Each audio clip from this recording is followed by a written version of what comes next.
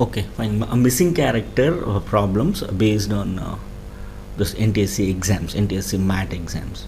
Okay, fine.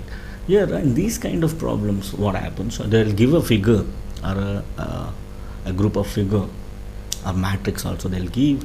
So we have to find the pattern. So and then we have to identify the missing character. So it's very simple problems. So what you need to know the rules we have to find out here. So let us check out here. So what number should replace the question mark? This is the question. What number should replace the question mark? He has given. So in the first figure, second, and as well as third figure, we have to find the pattern here and as well as here, the relation between the numbers, and so the same relation we have to apply for the third figure to find the answer. See, let us take this here. He has given, that is 6 and as well as 5 in the first figure, right? 6 and as well as 5, 3 and 3.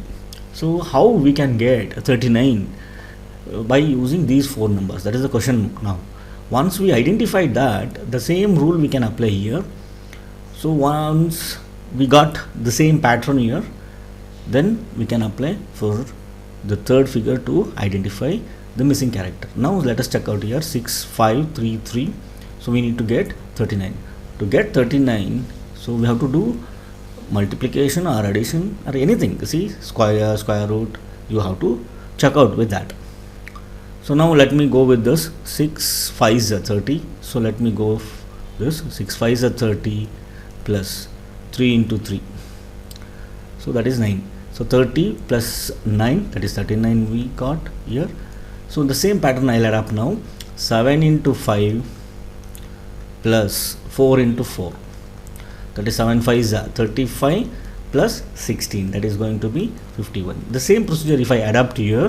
5 5s are, that is 5 into 5, which is going to be 25 plus 4 into 3. That is 3 into 4 is equal to 12. 25 plus 12 is 37.